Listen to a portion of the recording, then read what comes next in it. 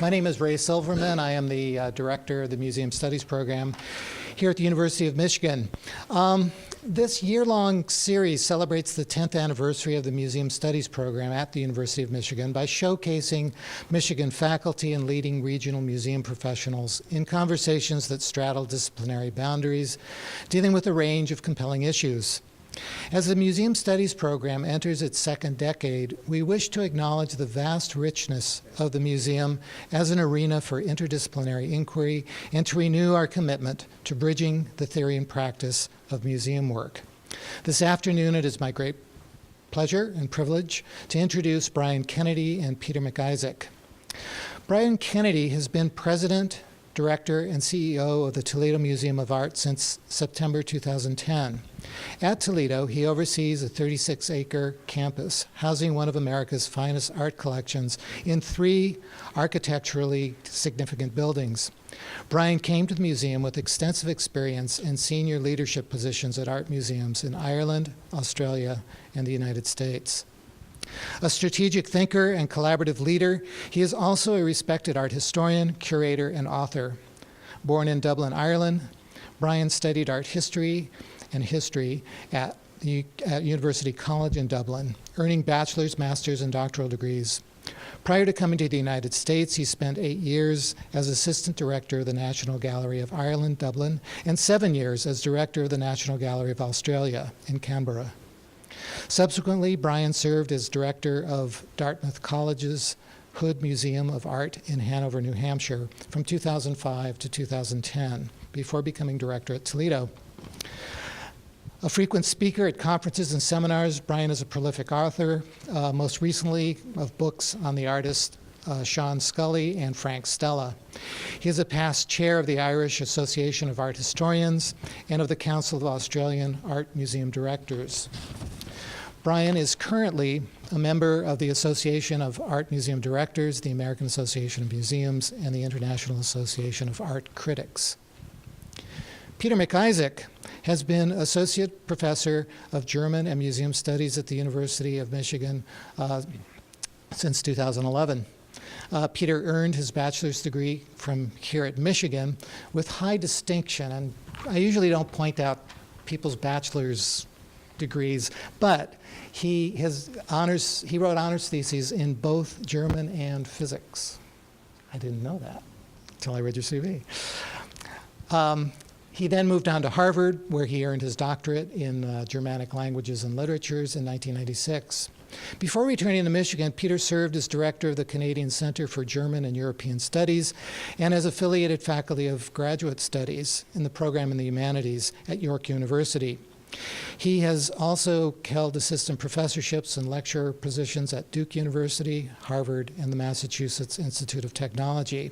In these positions, Peter taught a wide range of topics, including the history of the museum, science and technology in 19th and 20th century German literature and culture, and 20th century Berlin, fin de siècle,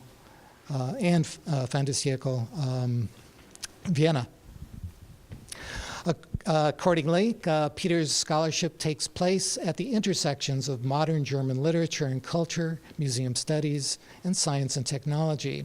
Among his publications are the book Museums of the Mind, German Modernity and the Dynamics of Collecting, and as co-editor of a special issue of New German Critique on Contemporary German Literature. His articles have appeared in numerous journals, including the German Quarterly, German Life and Letters, and the International Journal of Cultural Policy. Peter is currently writing a book-length manuscript on the, quote, secret German prehistory of body worlds, a contemporary exhibition of, for lack of a better expression, human corpses, and has this exhibition has been an international phenomenon, breaking attendance records and sparking all sorts of interesting controversies all over the world. Additional work in progress focuses on the visual archive of Gottfried Benn's early poetry and shifts in German cultural policy resulting from EU integration and globalization. Together with Gabriel Müller, he is co-editing a volume titled The Past on Display, which examines the phenomenon of musealization in exhibition and film.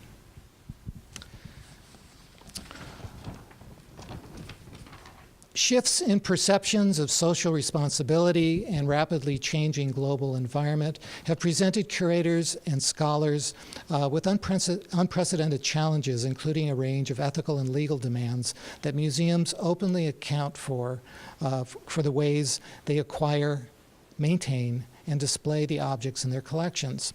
Today, these issues will be examined from scholarly and curatorial perspectives, and in turn serve to probe the complexities of doing the right thing in today's global museum culture.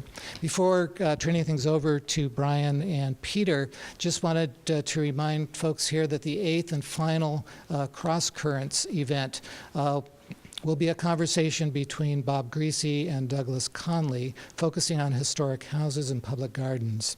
It will be held here in this room 2 weeks from today, beginning at 2 p.m. This time, let me turn things over to Brian and Peter, and please join me in welcoming them. So Brian and I have talked a little bit about how we want to proceed today. We're not as familiar with this kind of format as with some others. So what we thought we would do is each spend maybe about 10 minutes situating issues related to museum ethics from our respective standpoints. And then we thought, in terms of talking about museum ethics and how it affects ownership and collecting of objects, we would take a look at the 3 prominent areas where demands for restitution have surfaced, and try to unpack them and get into some of the details related to them. So that's sort of the format that we're looking at here. And so I was going to start, and so what I'm going to do to start is to try to situate the notion of museum ethics as it started to appear in scholarship, and from what I can tell, it's starting to really become a subfield of museum studies. Recently, there's been the establishment of a Center for Museum Ethics at Seton Hall University. There are special issues of journals, such as Museum Management and Curatorship. You know that if something is happening academically when there's a companion to the topic that comes about. This is my one visual I've been allowed here. So I guess what I want to do is say a little bit about what museum ethics has, from what I can tell, has become to mean in scholarly usage. And in some sense, this is a different kind of ethical discourse than has been with the museum, you could argue, since it started to be a public institution.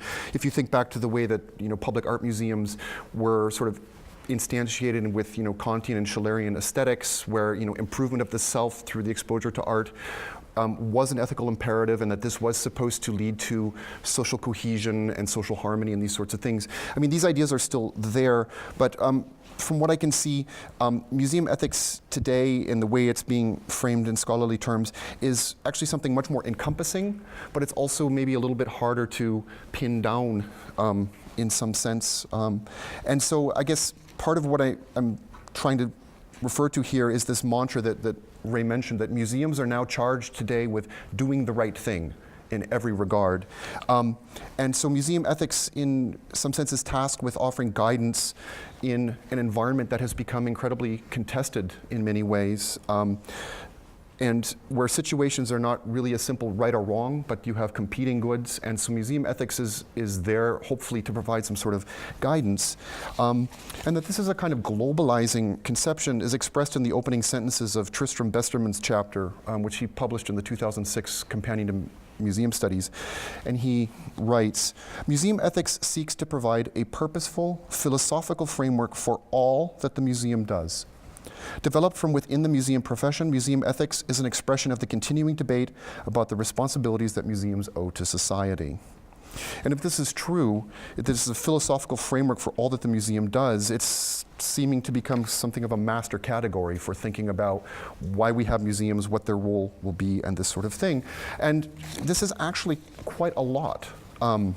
Especially if we start to think about all the things that museums actually do they're very complicated institutions, but to start the list and what we're going to be talking about today, the acquisition and care of objects, the stewardship function that they have, thinking about and this is potentially also interesting from an ethical standpoint in that traditional ethics is charged with thinking about relationships of people to one another, but museums are interesting, they're actually traditionally more object focused, and so there's potential issues that need to be thought through here.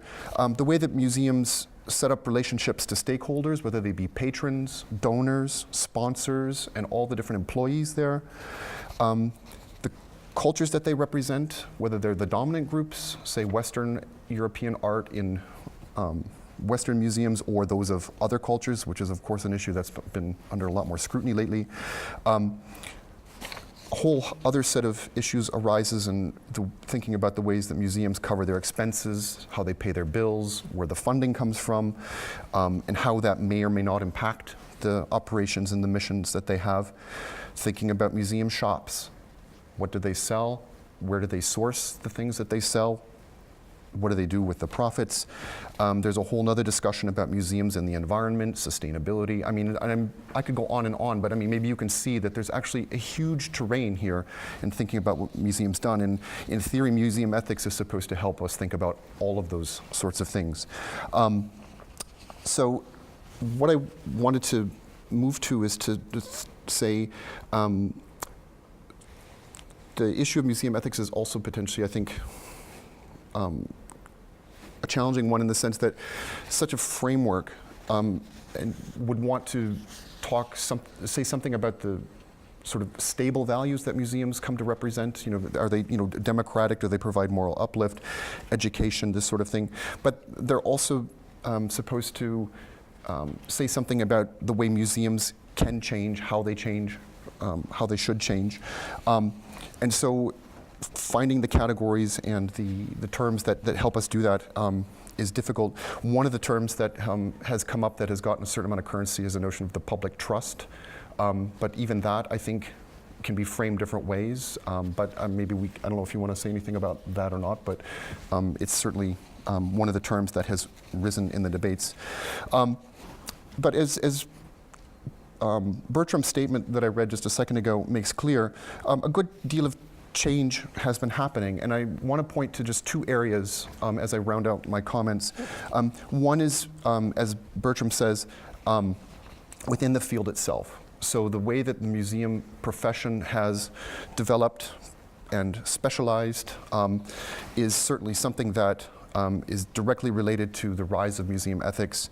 The first ethics codes appear in the 1920s. What's really remarkable is in the last 30 years, they get revised with increasing frequency. I'm not going to say a great deal more about that. I'm thinking that Brian may have much more insightful things to say about the way the museum profession looks at these things, except to say that in the scholarship that is there, there's increasingly the argument that ethics codes and law are not actually sufficient to actually figure out what doing the right thing for museums are. The codes are now many. They tend to be somewhat contradictory. So we have the American Association of Museum Codes, we have ICOM, we have the American Museum Directors. They all have different ways of framing things. The point is often made that you have many different professions now in museums. You have curators, educators, conservators. They have different responsibilities and to some extent different priorities.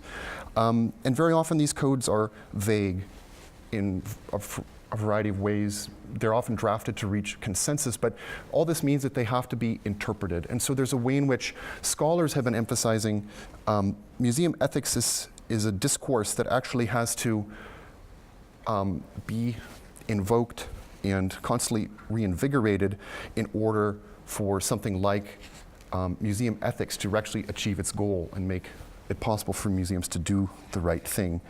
And there are two things I think I'll point out there. One is that ethics itself is actually not at all a consensual thing necessarily. It's not sort of a cookie cutter set of rules that are applied and then everything gets worked out, but in fact it is conflictual. And I think that the other thing that it may be something that we can talk about in some sense, which is that the way that scholars are portraying it, museum ethics is something that's necessarily more than a professional dimension. In other words, that it actually has to be shaped outside museums themselves. So this would involve scholars, it would involve people in the community.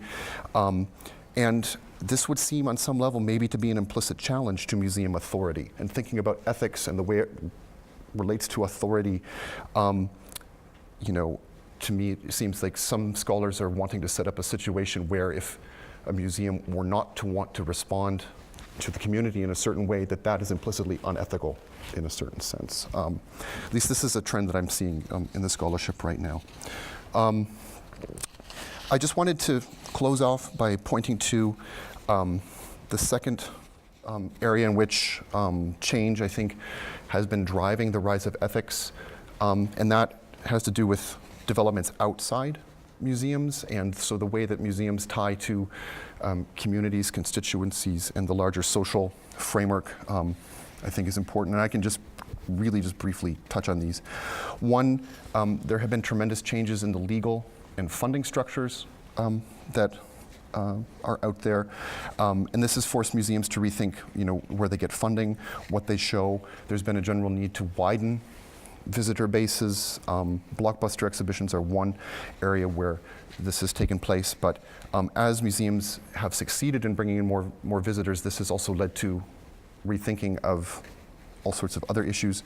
The second clear place where a lot of change has happened, and this has had direct impact on museums, has to do with the empowerment of once marginal groups, both domestically and abroad. And so, the passage of laws like NAGPRA requiring the repatriation of Native American human remains and sacred objects is one obvious place where this has come to force. But I think what's a little bit less clear in the ethics discussion is there's a very clear sense that museums have social responsibilities that they have to do a better job of addressing. What I think is a lot less clear is what the nature of this responsibility necessarily has to look like. In a certain sense. And so there's a way in which it's become fashionable to say, well, the museum has moved from being about objects to being about people in some sense. How that transition works, whether that's always the best thing, I think is something that we might want to talk about. And the last thing I think I would point to as a significant factor sort of creating the rise of something like museum ethics is the existence of critical museum studies and the so-called new museology itself on some level, where in the last 30 years it's become clear through historical and scholarly study of museums that they have their roots in practices that were once thought to contribute to the social good, the aggrandizement of the nation, colonial imperialist undertakings, and some exclusionary concepts of high culture. Obviously, these things don't mesh very well anymore with notions of equality, democracy, and human rights that we have. And so the ways in which these scholarly insights have led to questions about what to do with the legacies of the physical objects and the practices in today's museums. I think the demand that something be done maybe to think through these things is clear. Whether there's one necessary response in all cases, I think, is a whole other question. So I'm going to stop here and then turn things over to you. Well, thank you, Peter. You've certainly covered a broad range of the issues that are confronted by looking at museum ethics. I thought, first of all, really to locate it in America, we can look to the first code of ethics that Peter referred to, which was in 1925. The American Association of Museums is just over 100 years old. So it got to this idea of code of ethics. It was actually called a code of ethics for museum workers. And it said that it concluded that museum workers did their work. In fact, it said the life of a museum worker is essentially one of service. And I think it's very interesting that if you go back that far, this notion of service, it connects to the idea of the public trust, is what we're beginning to pick up again. So the sense of control is passed by being in public service. So it obviously is to whom. The codification of ethics, the code of ethics and the kind of ways that you can approach it today really was driven internationally. And so the International Council on Museums in the 1980s, 1986, issued a code of ethics which really was of the spirit of the times, leading the American Association of Museums, which had begun to explore the issue of museum ethics, to codify in 1991. So really I'm trying to emphasize that the way we see it today is relatively recent. The other sort of framing that I wanted to do was to really think about the idea of ethics as a higher accountability. And the idea, the traditional view was that, you know, your ethical responsibility went beyond your legal responsibility, and sometimes could even challenge the law, because the law might be viewed as the right thing to do. And that comes out of the history of law. And I think it's important to sort of situate ourselves also that museum culture is a very new experience. I mean, really only a couple of 100 years old. And if in the 18th century you had the development of civil rights, I mean the Bill of Rights, for example, in America, you then found in the 19th century the development of social rights. So that got built on civil rights. I mean, we've seen the way that this continues, of course, that the era of civil rights in America is really seen to be, I suppose, the 1960s. But the 20th century then gave us two new areas of rights. And the first of these is in the post-war situation of the International Declaration on Human Rights. And we've moved beyond that now, especially from the spirit of cultural democracy of the 1980s, into what are called cultural rights. So you build civil rights and social rights and human rights and cultural rights. And once you enter into the area of cultural rights, all sorts of other issues emerge, which are to do with respect for people's culture. And so a lot of the type of issues that we're dealing with today come out of that spirit. So again, relatively recent, and as I've said, 1986 and 1991 are the corresponding years for international and American codification. So I think that sort of situates this topic as to why it's become a hot topic, is that it's had a growing presence in our museum world in recent decades. To the point that I think museum directors need to engage with ethics every single day. But a lot of it is situational. In other words, you learn about the one that happens to you. I mean, so in other words, if you're not dealing with, for example, human remains of Native American peoples or indigenous peoples throughout the world, you won't be as up on NAGPRA or on those issues as you might be otherwise.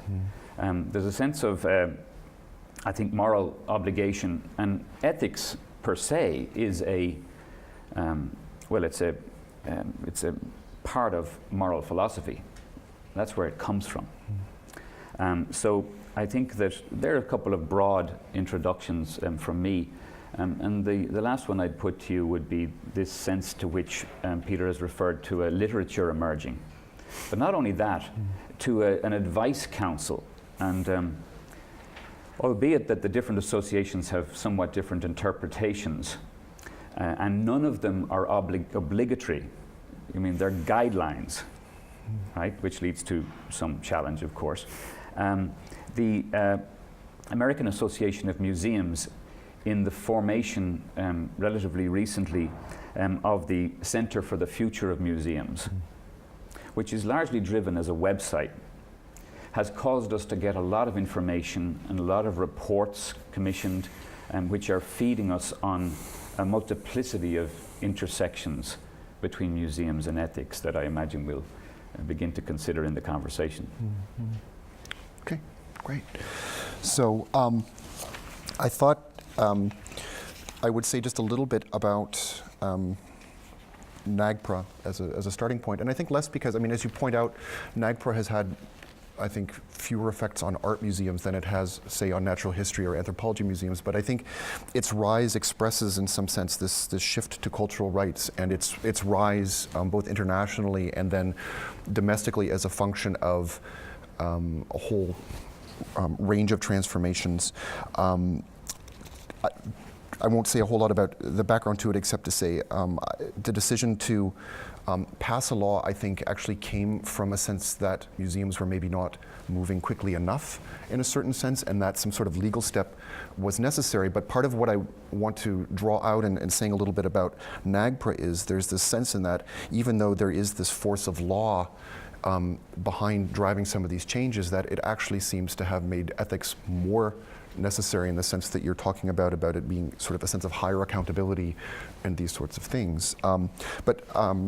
Just to say, so NAGPRA was passed in the U.S. Congress in 1990, or it went into effect then, and it recognized the systematic plundering of the cultures of Native American groups, and a whole bunch of faulty conceptions that had gone into that, concepts of salvage anthropology, the sense that these groups were dying out, and that it was perfectly appropriate to go in and desecrate graves and to take whatever objects were deemed appropriate by the dominant culture.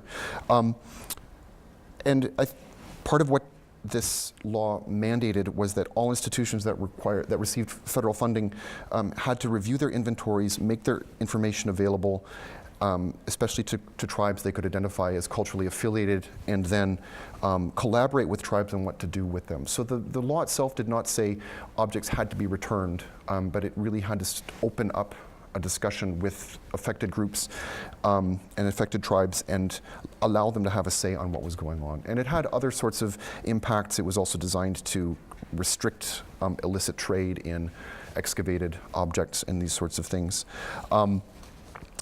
And part of why I mention NAGPRA in this discussion is I think it actually was instrumental in bringing about a larger shift in museum thinking, that the notion that objects might be repatriated as the best course of action actually really started to take traction, at least in the United States, in the aftermath of this. Before, I think it was much less likely that a museum director would have accepted the notion, oh, I'm going to part with some sort of object.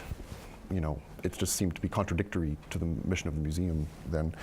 And NAGPRA, I think, has had some really major effects, and has also, I think, pointed to some particular problems. In the best cases, museums have in fact established working relationships with tribes, and objects have been returned, but interestingly, not every object has been demanded back. And some tribes have actually thought it better maybe to collaborate with museums to leave objects on display or to allow them to continue to be studied. So part of what I think the best outcomes in NAGPRA show is that the sense that all demands for repatriation will empty museums and it will destroy the institution, it really doesn't seem to be the case in this way.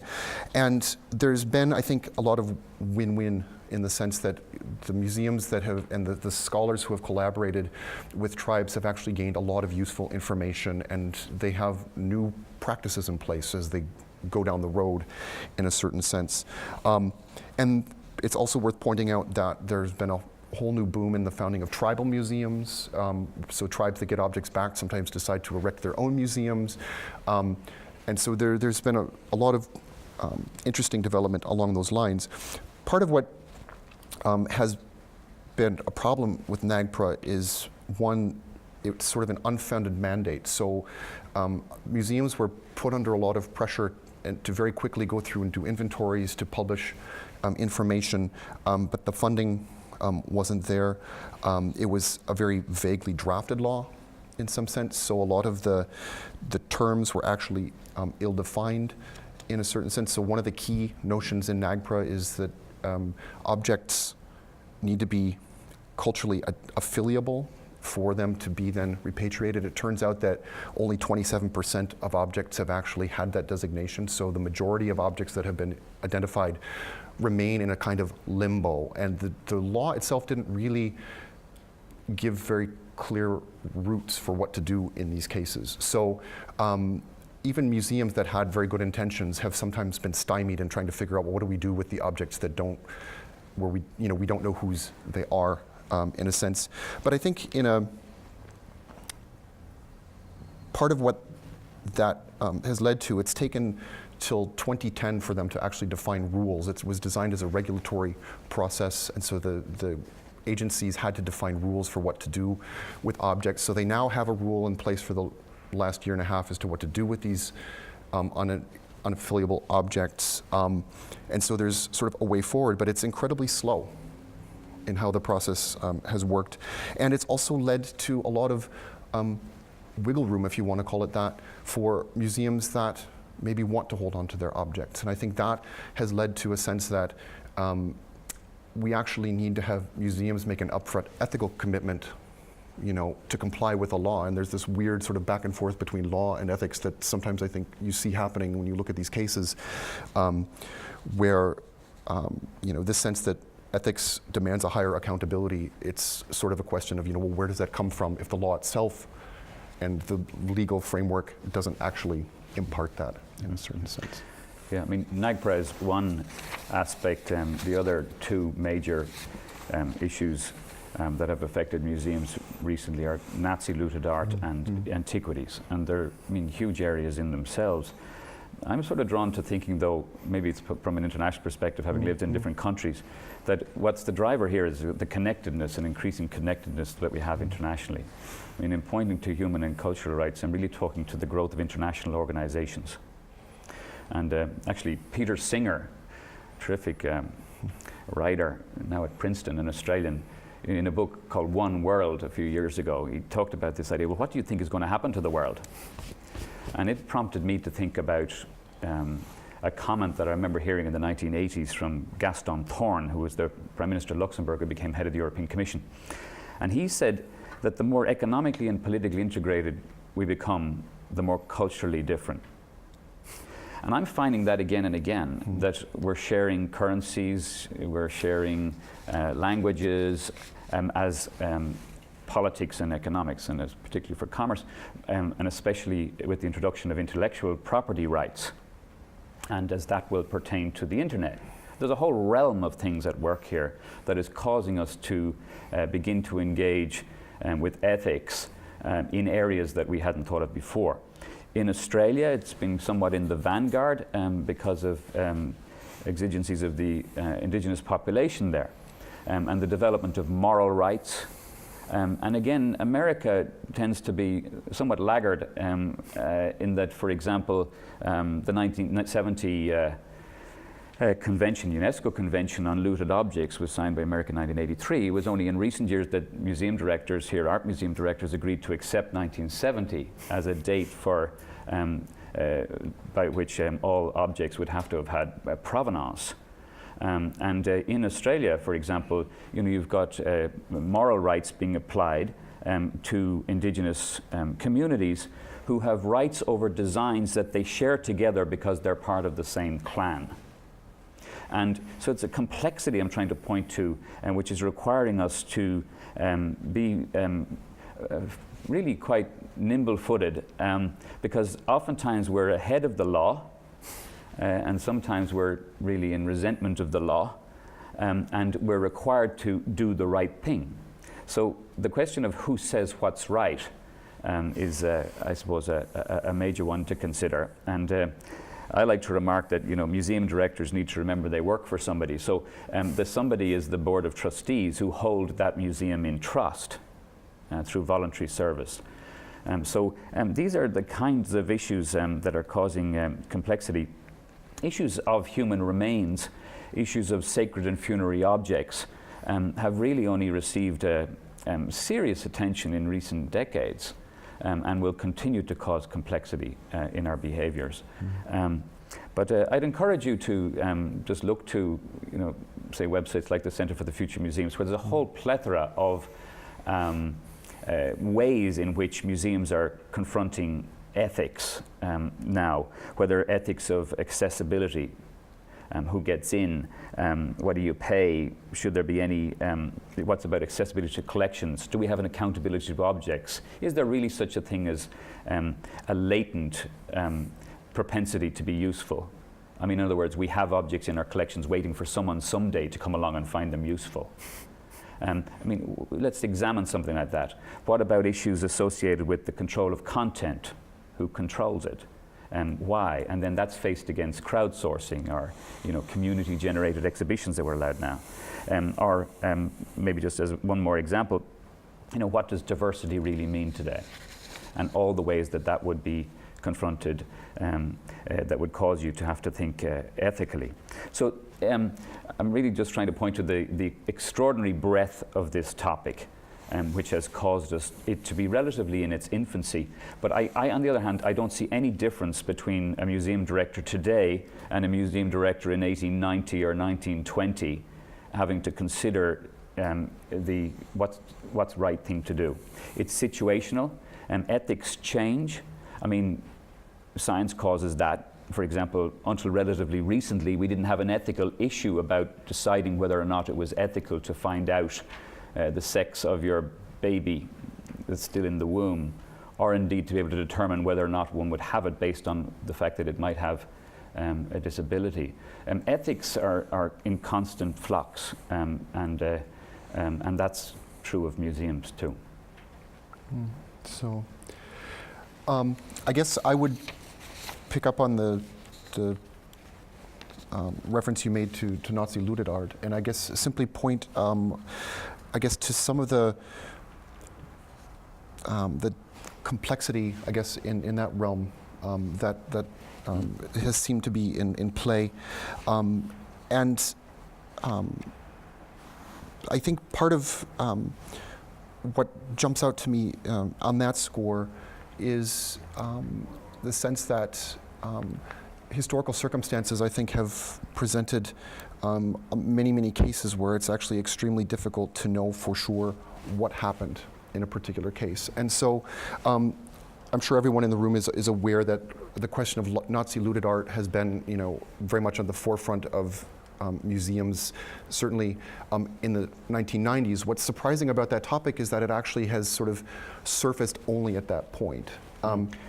Yeah, I mean, but on the other hand, I'm not sure how many. I think it's 10 million objects are in American museums. There have only been about 1,000 cases.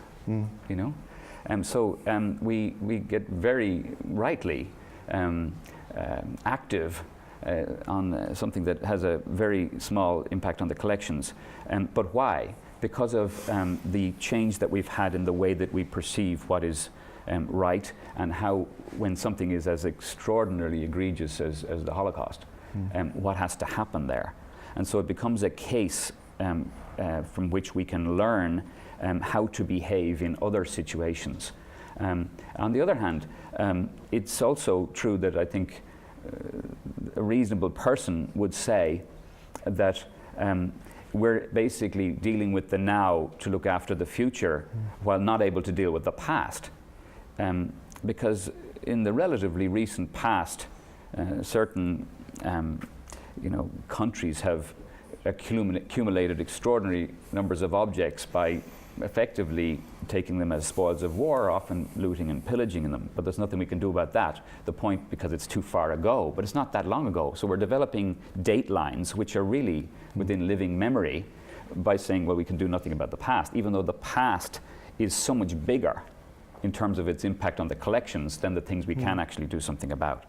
Now that's no reason to say we shouldn't do it. It's just to indicate the complexity of it, and how we get very exerted in certain directions because we're developing them new.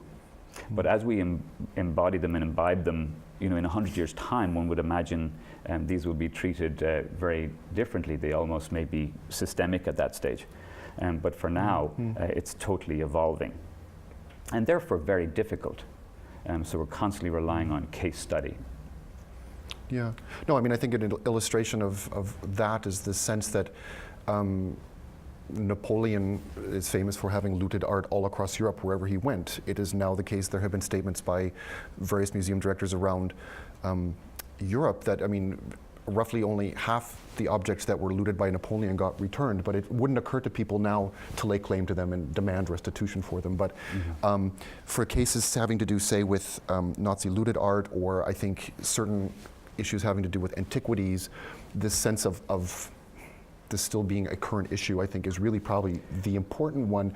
And certainly with respect to the looted art, its belatedness sort of ties in somewhat with the sense that there are still personal injustices that have been done. And I think that lends it a particular focus where, if it's Italy demanding, an ancient Greek object that was excavated 100 years ago, it has a whole different flavor to it than if it is, a surviving victim of the Holocaust, or his or her family who is demanding something, because that still seems very much to be an act of justice that could still be righted in some sense. So I guess I would make distinctions there maybe a little bit in terms of the past. I think they're the ones affecting individuals, with countries.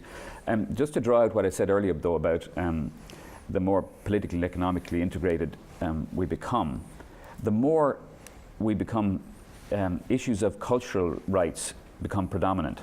I mean, if you don't have to, because of globalization and the development of international codes on world trade and whatever, use trade or politics in quite the same way, you will potentially use your own heritage as a bargaining chip in cultural diplomacy. And so, on the one hand, the pursuit of antiquities, for example, by, let's say, Greece and Italy, is a righting of wrongs which are relatively recent, because looting continues, but it had a huge heyday not that long ago, and therefore rules needed to be introduced in it. But on the other hand, it's also a case where a country can really raise its own profile about its own heritage in ways that previously it might have done by negotiating economically or politically. And that's likely to continue to happen the more integrated we become internationally. So the only other comment I think I would make is, and this is just, I guess, a particularity with the sense of sort of whether the issues that museums are facing have to do with those of the past as opposed to those that are ongoing, is it seems that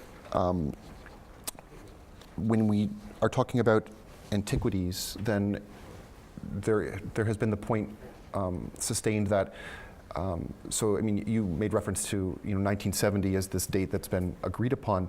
That I think part of what makes the cases of illicit antiquities or looted antiquities potentially also a thorny one is that the acquisitiveness of some museums, and certainly not all, in fact, at least it's argued that it drives a kind of black market, and that this actually has a whole bunch of different effects that are being felt now, as opposed to those that maybe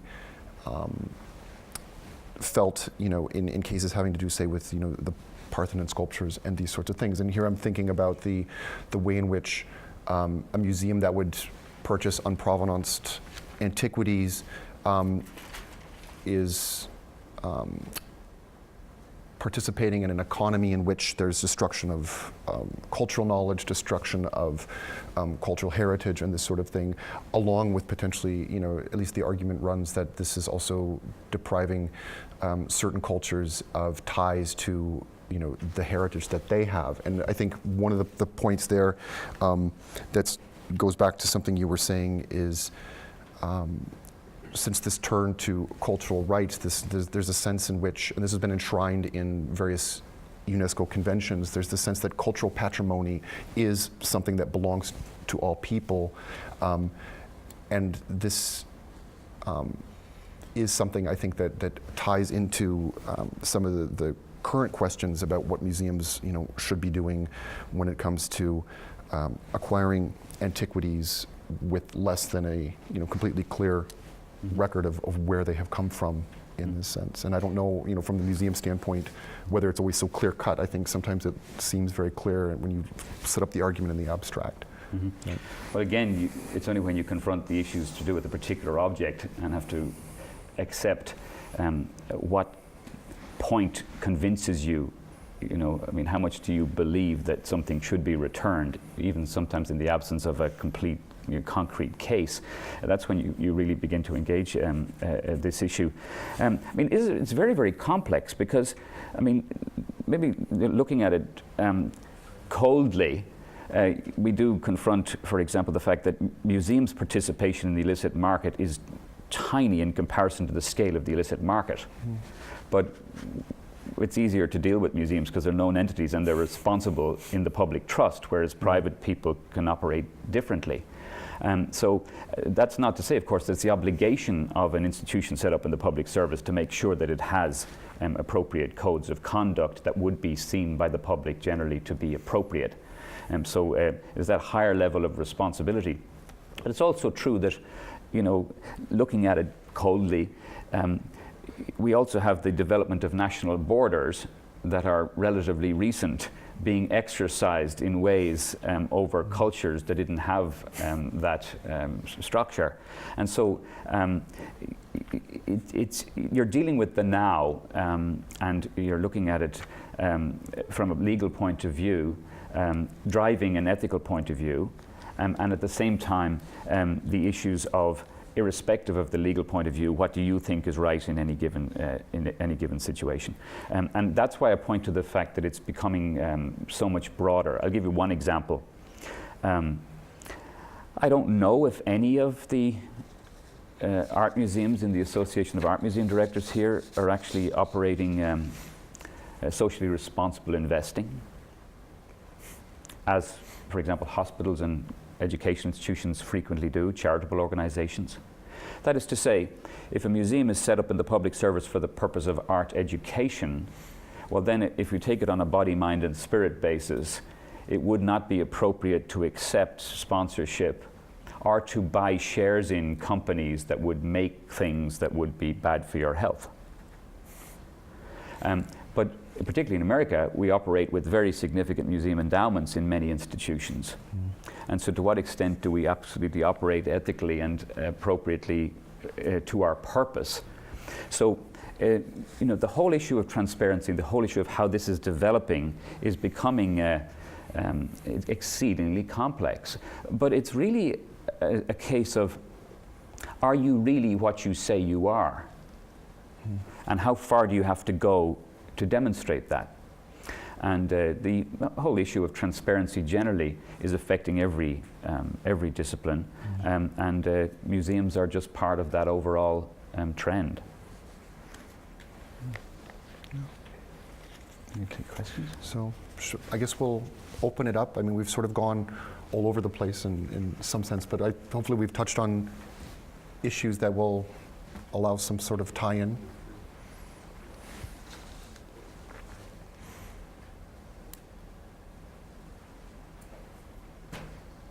Well, happy to get the ball rolling.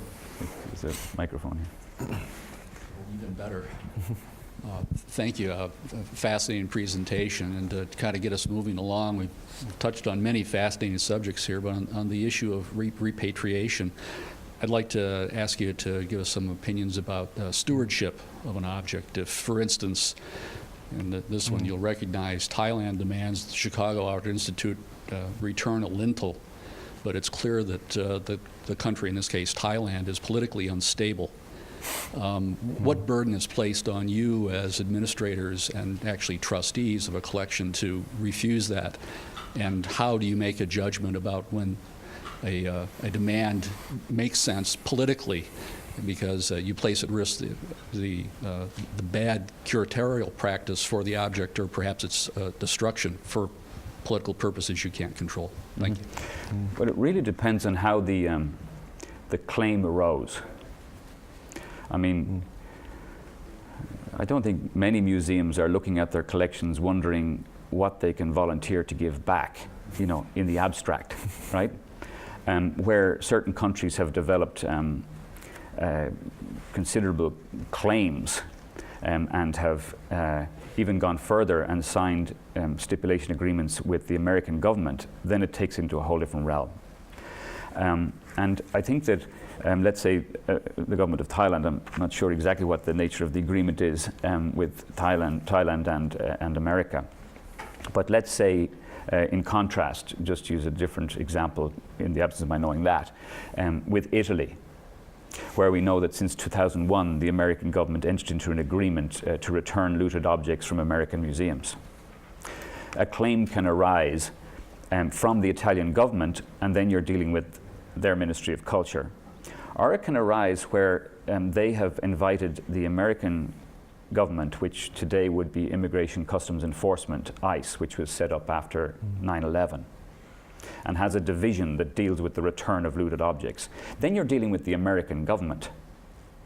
And if the American government claims an object on behalf of another country, in law, they just have to demonstrate probable cause to their own satisfaction. And if they feel they have probable cause, they can seize the object and return it, or you can cooperate with them and agree to return it. And the burden falls on you to prove that what they are establishing as probable cause is not true. And taking on the government is, something that one would want to be very careful about. So it really does depend on how the case arose. I remember a discussion we had with a few museum directors where we all had an object that was part of a larger, whether it was an altar or whether it was a lintel, from another country. Whether it was South America or whether it was Egypt. And the question then arises, if the object, whether it be a door frame or whatever, was meant to be whole, and you have part of it, do you care to make the thing whole again? Is that important to you? Or is it more important, as many would argue, and indeed some directors have argued and books have been published, that in order to, for example, advance the idea of the Universal Museum, that it all belongs to everybody, and that in certain places many more people will have a chance to see that piece than would apply if that piece were part of its original. There's different ways of looking at it. And again, we're in evolution and people have different opinions about it. I mean, I would suggest that some museum directors, despite the fact that there's been general agreement in the area of antiquities to respect 1970, it's still a guideline. And there are some who feel we've just got to stand up to this because some of the countries that are claiming works have so many objects that they don't show anyway. They have such a burden of embarrassment of riches that they haven't got the money to be able to conserve them, and that American museums have transparently had the objects, promoted them, published them, displayed them, had conferences about them, and oftentimes it's the only one they've got of that thing. And so, you can have all these nice conversations, but if you're faced against the law, well, you've got to obey the law, and if you don't, the object will be seized. I guess one question I would have, though, is one of the things that seems to be a very interesting outcome of some of the rise of ethics is, in fact, maybe a greater sense of collaboration or sort of creative things like, the sharing of objects. The British Museum has very recently undertaken, I think, an interesting, addition to this sense that they are a universal museum. They're going to serve more people and having objects in London than maybe giving them back to certain places. But they have an outgoing loan program now where I think collaborating with other institutions may actually be a way, if the law is not compelling you to do something, to say, well, could you envision bringing these objects together for a temporary moment so that people could see them? Could they circulate? There are different ways, I guess, that people have been exploring how you get around some of these seemingly binary choices that would say, we own it or we give it back, and that's sort of the end of the story. A very interesting example of that is the recent publication by Max Anderson, who gave a talk a couple of years ago to the Museum Directors Annual Meeting, where he questioned the whole concept of ownership. Do we really need to own things? Because when we own them, we get all sorts of responsibilities and obviously claims. But if we share them and that we change the word that is used in museum mandates to collect, to gather. And so you could gather by loan, you could gather by exchange, you could gather in lots of different ways. And of course, I think you're absolutely right, Peter, that what is happening in this development of cross-cultural cooperation, international law, is the tendency to want to share. And what is really putting a I think, a dent in it or making it challenging is the individual cases that are, if you've got a challenge on one object and it's like other objects, well, you would be very disinclined to lend it to that country from which it came for a loan exhibition in case it might be seized. And so you're going then for federal immunity from seizure prior to lending it, and it's complicating what should otherwise be a growth in shared experience. So all of these things are happening at the same time.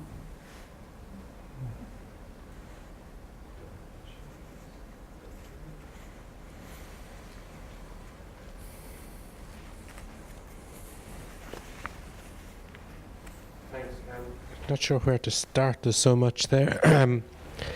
I suppose the question in my head is based on Bernard Shaw's line that the profession is always a conspiracy against the public interest. And a lot of the literature you've referred to, I regard not as ethical, but as defensive. People are working out the case for what they want to defend rather than having an ethical discussion. And it's sort of a legalistic defensive strategy. And I'm just wondering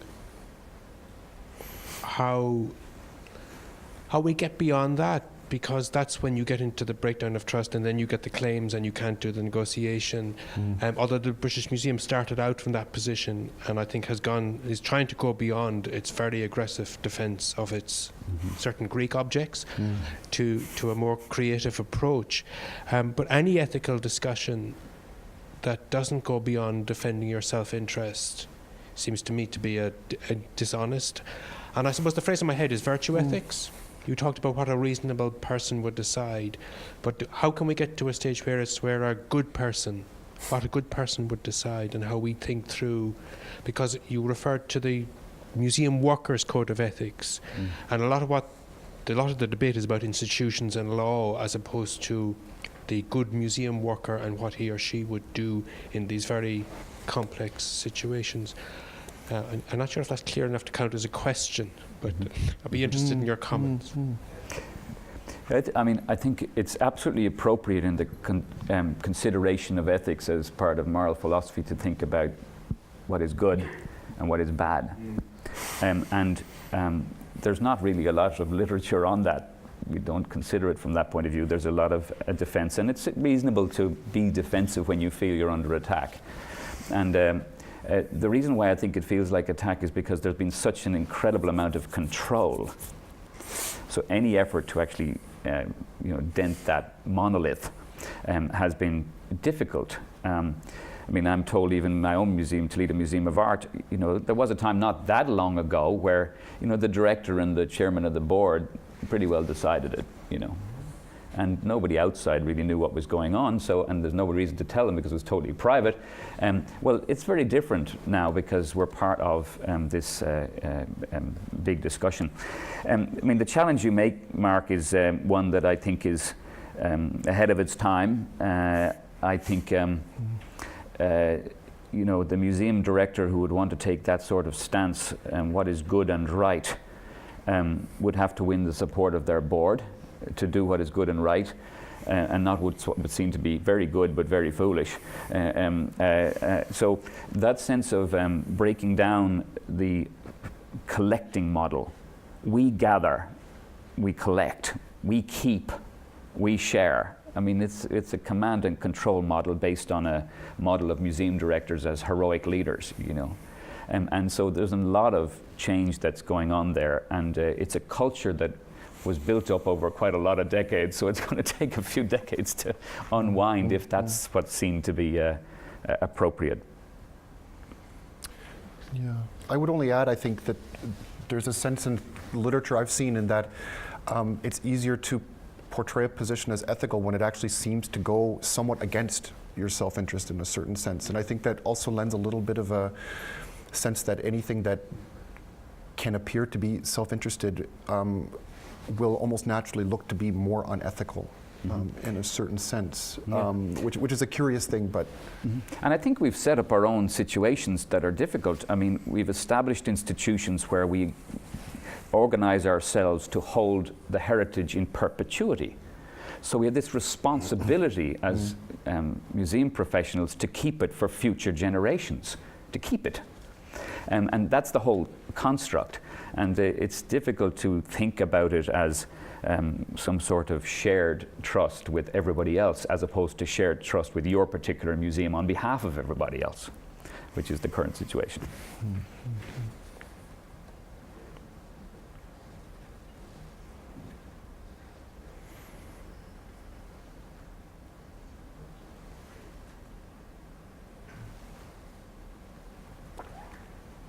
I wanted to follow up on your question regarding what's going on in Thailand, about the challenging situation regarding this issue of whether one is collecting things or owning things and such, with regards to repatriation claims that are being made from countries that arguably are in difficult social and political states right now. How do you sort of negotiate that with regards to these issues that you've raised? Well, I mean, I sort of would answer it in the same way. It depends. If you're in a legal situation where the law of your country states that this is what's going to happen irrespective of a challenging situation in a country, well, then you're going to have to comply with the law of your own land. If you do not have to do that, and it's more a situation of a request that's come from a country, one would seek to negotiate with individuals, if you can find them within that cultural ministry or whatever, through the diplomatic channels that are here. I mean, we have diplomatic representation from all of these countries, and you'd seek to exercise yourself that way. It would be irresponsible in the absence of a legal obligation to surrender an object to because you don't have a choice, to put it in jeopardy.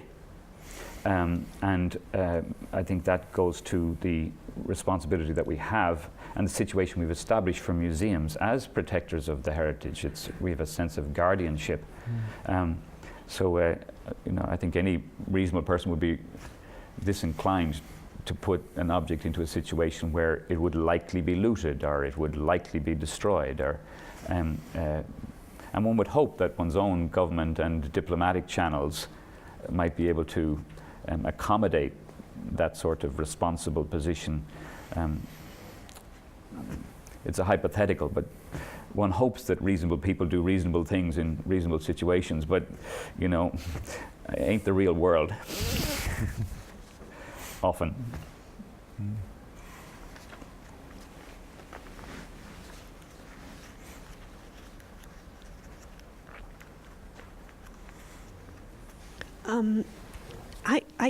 I was very interested in sort of the interesting development of rights that you were both alluded to: civil rights, social rights, human rights, cultural rights.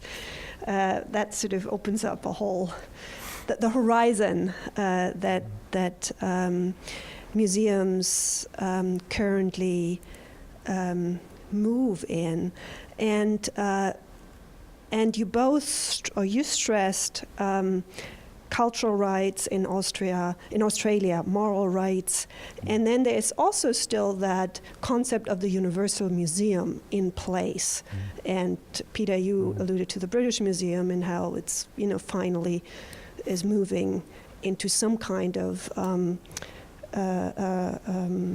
cooperative direction.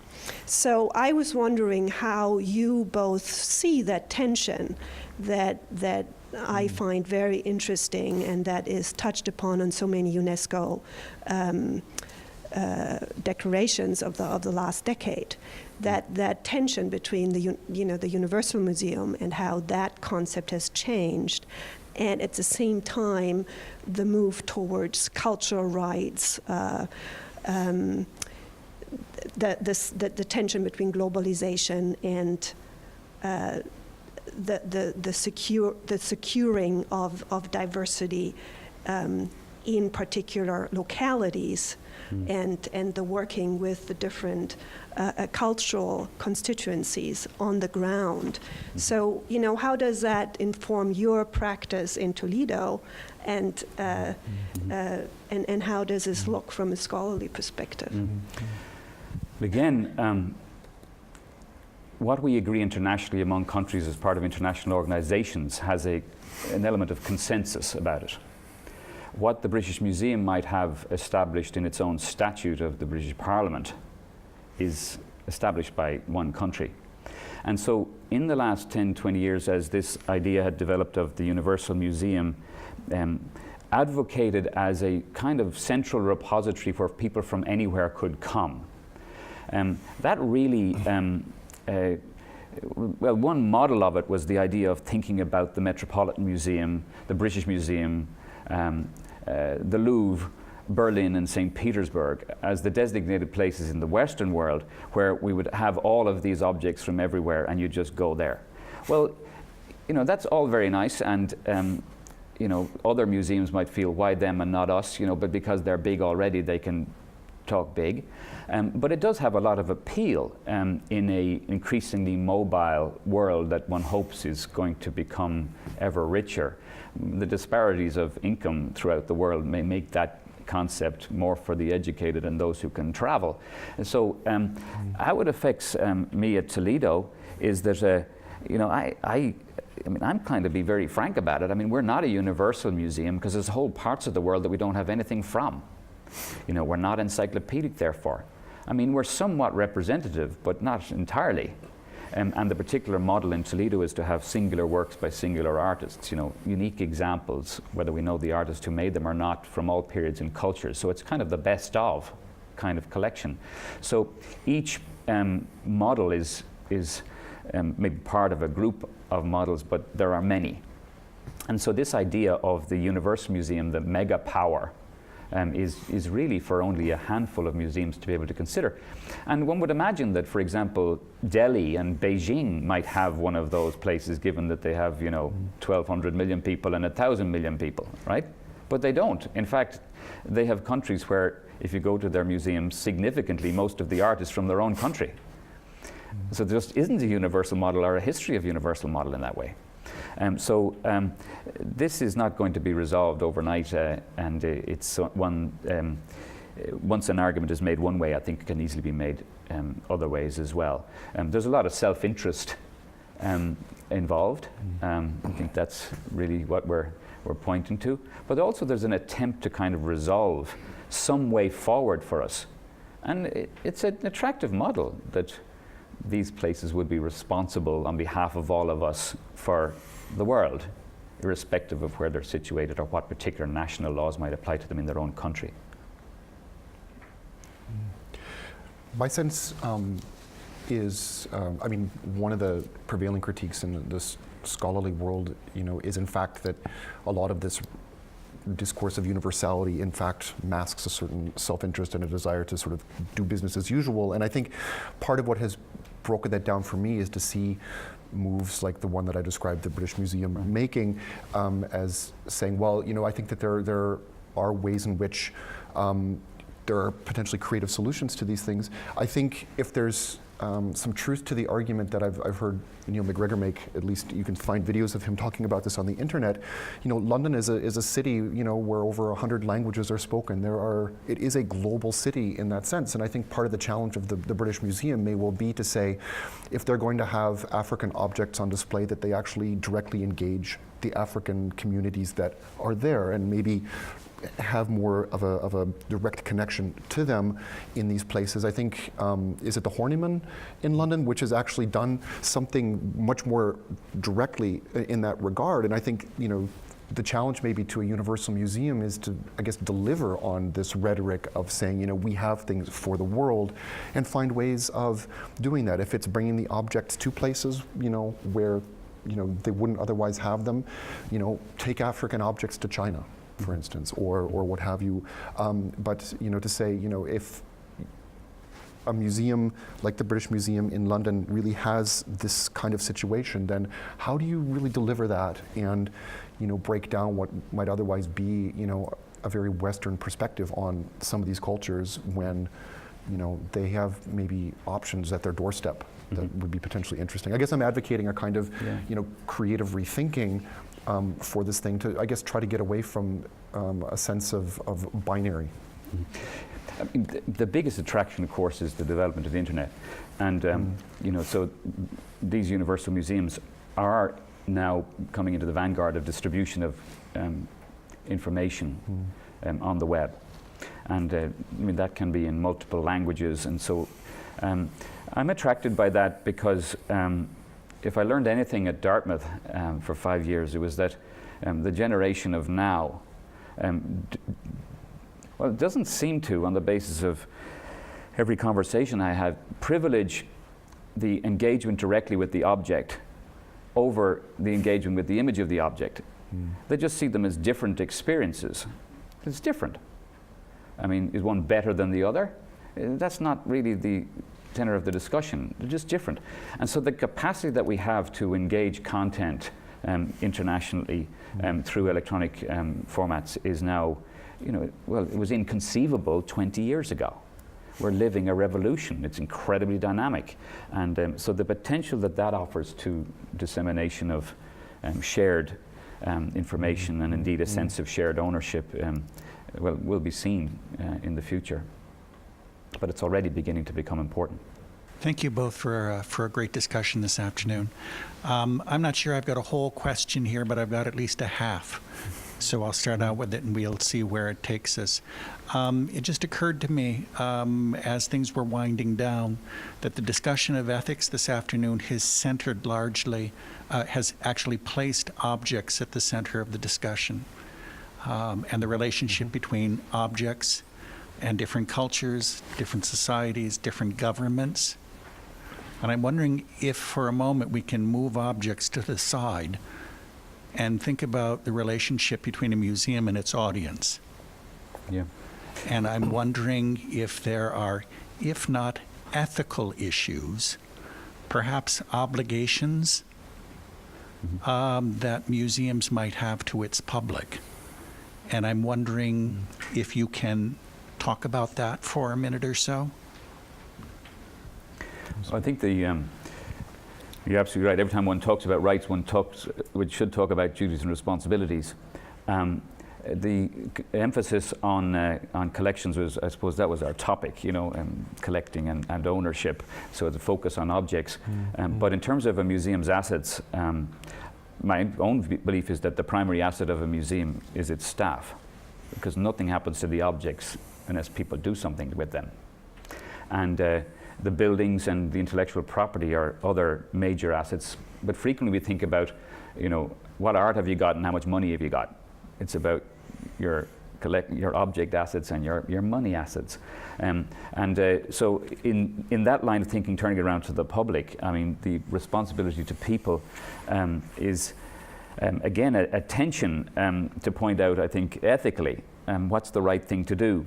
There's been a huge wave of interest in the idea of the participatory museum and engaging your public actively in curating, engaging your public actively in solicitation of what to do, you know, the idea of evaluation and really developing all sorts of metrics for pleasing your people. I mean, giving them what they need and what they want in their own point of view. And of course, the flip side of that is, and that's a big challenge to a monolith like the way we have viewed museum culture, is what's our responsibility in leadership? I mean, like any other business, I mean, do we ask all the students at the University of Michigan, look, what you want to study? Or do we say to them, well, here's some courses that we'd like to put out? And what's the balance between those two approaches? So I think we need to do a whole lot more than we've done engaging our population, especially those who don't come. But we just need to be careful that we protect the best of what we've already got as well. Does that answer it a bit? Okay. And I think, I guess one of the things that I've been thinking about as Brian's been talking is, I guess there has been a discussion that has accompanied the rise of, say, blockbuster exhibitions, where on one level that, you know, appears to have successfully brought in people who may otherwise not have been, but there seems to be a little bit of a downside in the sense that, you know, you give people what they want, but you don't necessarily, you know, expand their horizons, or you don't necessarily challenge them. And I'm thinking of a piece that Hilda Hein wrote, where she actually advocates that museums have an ethical obligation and a sort of the moral agency to actually step out and challenge audiences to take them beyond where they would otherwise necessarily be. And I think this is sort of the tough balancing act that museums have to have. I mean, you have to find the people and reach them and say, we have something to offer you, and then to measure it in the appropriate ways so that, not that they're necessarily, not overwhelmed, but, there's this balance between giving people what they want and also sort of anticipating something that may, also be appealing to them, or that may be,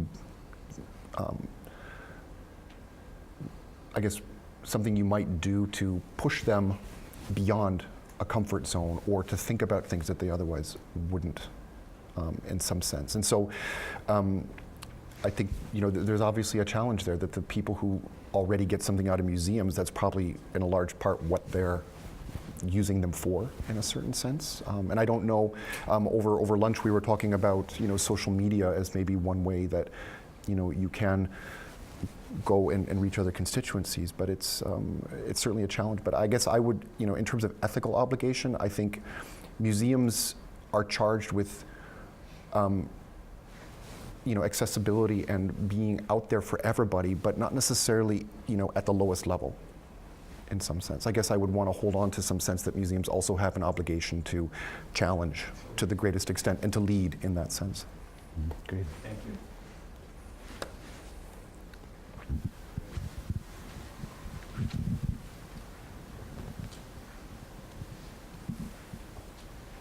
Well, thank you both for a very thought-provoking presentation.